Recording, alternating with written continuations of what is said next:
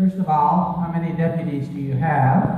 And whatever the answer to that is, how do you expect to be first in line against ISIS with that number? I would suggest that a well-armed citizenry is the first line of defense, and you are, at best, second line of defense.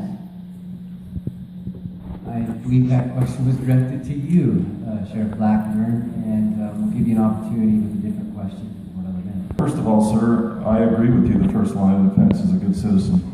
Nobody knows more about, or nobody supports the Constitution as much as I do, because I believe that our roots are founded in the Constitution, and I am a firm believer, as I know that Chief Brenner is also, of our Second Amendment rights. I'm the one that approves the concealed firearms permits for Bighorn County, even though we are an open carry state and we are free to carry. I agree with you that a well-armed citizenry and a well-armed militia is the key factor in us protecting Wyoming.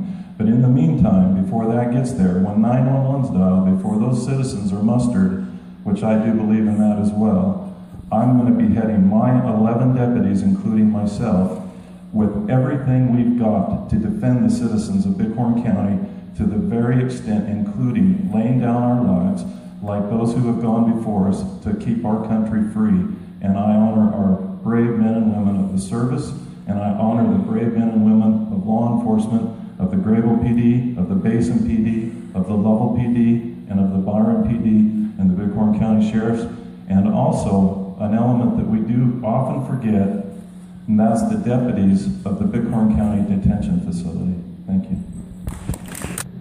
But I guess I'd like to say, as far as what your question was, as far as the terrorists and what we're doing, I think law enforcement needs to be prepared. I think the more we train, the better we be. Law enforcement needs to be observant.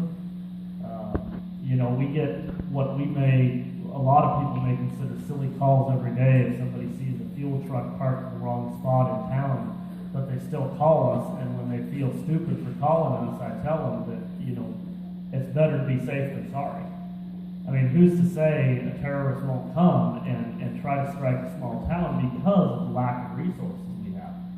I mean, they hit the cities, but I guarantee you they could do a lot of damage in a small town because they know we don't have the resources to deal with a terrorist attack.